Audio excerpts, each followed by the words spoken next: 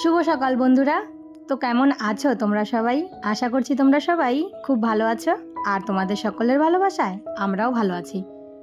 আজ হচ্ছে শুক্রবার আর এখন বাজে ঘড়ির কাঁটায় ওই সকাল 7টা মতো। তবে চলো আজকের ব্লগটা এখান থেকেই শুরু করছি। ব্লগটা ভালো লাগলে অবশ্যই একটা লাইক কমেন্ট শেয়ার করে দিও আর চ্যানেলটা সাবস্ক্রাইব করে আমার পাশে থেকো আর আমাকে একটু সাপোর্ট করো।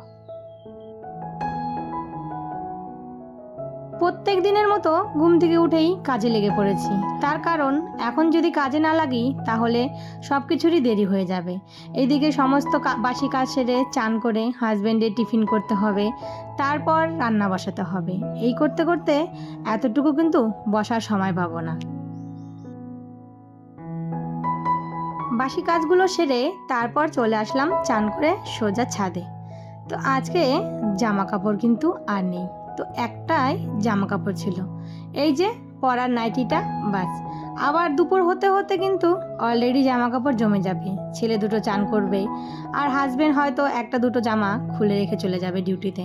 এই করতে করতে আমার দিনে 2-3 বার জামা কাপড় কাচা হয়ে যায়। এইদিকে সকালের চাটা মাই বসিয়েছে। মাই কিন্তু রোজ সকালে চাটা করে ফেলে আর সকালের অনেক কাজগুলো কিন্তু হাতে হাতে আমার এগিয়ে দেয়। আমার তো ওই সংসারে একাই কাজ করতে হয়, কাজ করে দেওয়ার মতো কেউ নেই। যখন মা আসে তখন আমার কিন্তু অনেকটাই হেল্প হয়, আমার অর্ধেক কাজগুলো মাই করে দেয়।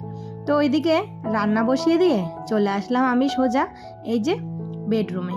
তো এই যে বিছানাটা গোছানো হয়নি, তো বিছানাটা গুছিয়ে তারপর চলে যাব রান্নার কাজে। তো রান্নার কাজে যাওয়ার আগে এদিকে সমস্ত ঘরবাড়িগুলো একটু হালকা ডাস্টিং করে তারপর যাব। তো এখানে বিছানাটা ভালো করে তুলে নিচ্ছি আর দুটো বেড কভার পেতেছি জানো তো, এই যে নিচে একটা আর ওপরে একটা। ওপরের বেড কভারটা একদমই ছোট আর তার জন্য ছোটটাই ওপরে পাতা হয়েছে। একার হাতে একবার যদি রান্নাঘরে ঢুকে যাওয়া হয় না, তাহলে কিন্তু এই যে বাইরের কাজগুলো এগুলো কিন্তু ওই যখন হাতে সময় পাওয়া যায় তখনই করা হয়। তো মার সাথে অনেকটাই সময় পাওয়া যাচ্ছে। মা অর্ধেক কাজগুলো সবজি কাটার থেকে তারপর সকালের টিফিন করার থেকে এগুলো কাজগুলো এগিয়ে দিচ্ছে আর আমারও হাতে অনেকটা সময়। তো ভাবলাম যে রান্নাঘরে যাওয়ার আগে এই কাজগুলো করে যাই।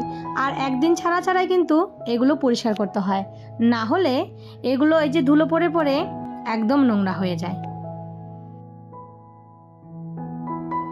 আমাদের মেয়েদের অর্ধেকটা সময় রান্নাঘরে কেটে যায়, তাই এই কাজগুলো আমাদের ওই সময়ে ফাঁক বুঝেই করতে হয়। তো এখানে দেখো এই যে খাটটা একটু ভালো করে মুছে নিচ্ছি আর খাটটা না এবার আমি একটু বড় বড় ডিজাইন করেই বানিয়েছি, তার কারণ এই যে নোংরাগুলো এই ডিজাইনের ভেতরে কিন্তু আটকে যায় আর রোজ যদি পরিষ্কার না করা হয় তাহলে কিন্তু ধুলো পড়ে পড়ে একদম জিনিসগুলো নষ্ট হয়ে যায়। আর প্রতিদিন যদি একটু হালকা হাতে পরিষ্কার করা যায় না, তো জিনিসগুলো সুন্দর থাকে আর দেখতেও ভালো লাগে। তারপর এই যে চলে আসলাম আয়নাটা পরিষ্কার করতে। আয়নাটা যতই পরিষ্কার করি বাচ্চা দুটো না এই যে কি করবে, যখন চান করে আসবে মুখে ক্রিম লাগাবে, লাগিয়েই হাত দুটো আয়নার সামনে দিয়ে দিবে, মানে আয়নার ওপরে হাতের ছাপ বসিয়ে দিবে।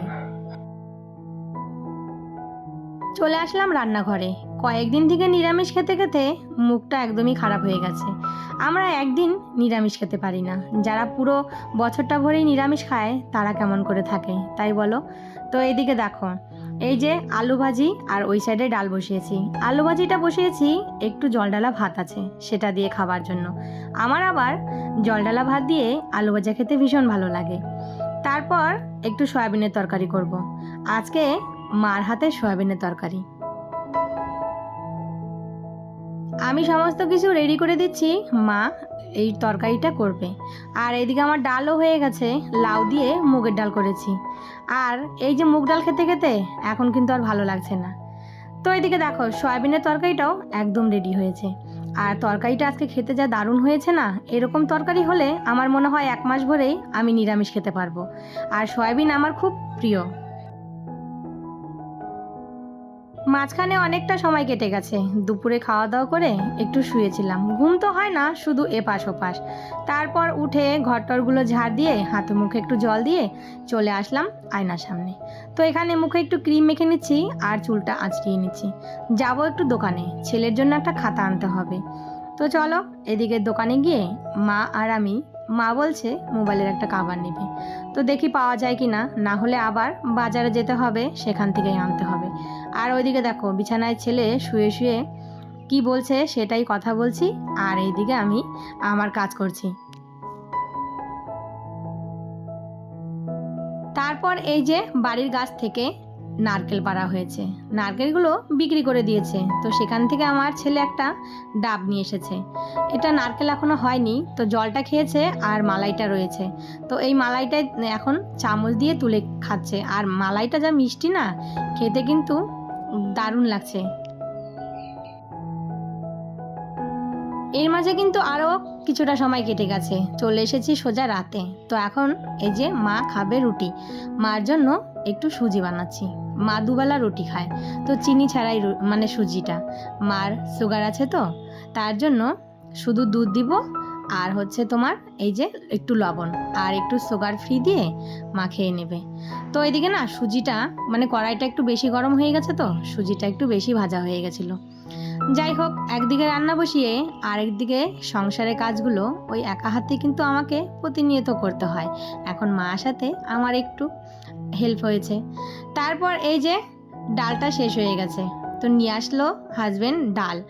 আর কালকে তো সংক্রান্তি, কালকে আমাদের না এই যে টক ডাল, তিতা ডাল এগুলো খেতে হয়। তার জন্য ওই ডাল করার সময় দুটো আম, তারপর করলা এগুলো দিয়ে একসঙ্গেই ডালটা নামিয়ে নিই। আর একটা জিনিস খেতে হয়, সেটা হচ্ছে এই যে শাকটা, এটার নাম আমি ভুলে গেছি। যাই হোক, তোমরা যদি কেউ জেনে থাকো অবশ্যই কমেন্ট করে জানিও। আর করলা এগুলোও দেখো এখন পাওয়া যায়। তো যাই হোক, আজকের ভিডিওটা তাহলে এখানেই শেষ করি। তো ভিডিওটা ভালো লাগলে অবশ্যই একটা লাইক কমেন্ট শেয়ার করে দিও, আর চ্যানেলটা সাবস্ক্রাইব করে আমার পাশে থেকো। আবারও দেখা হবে।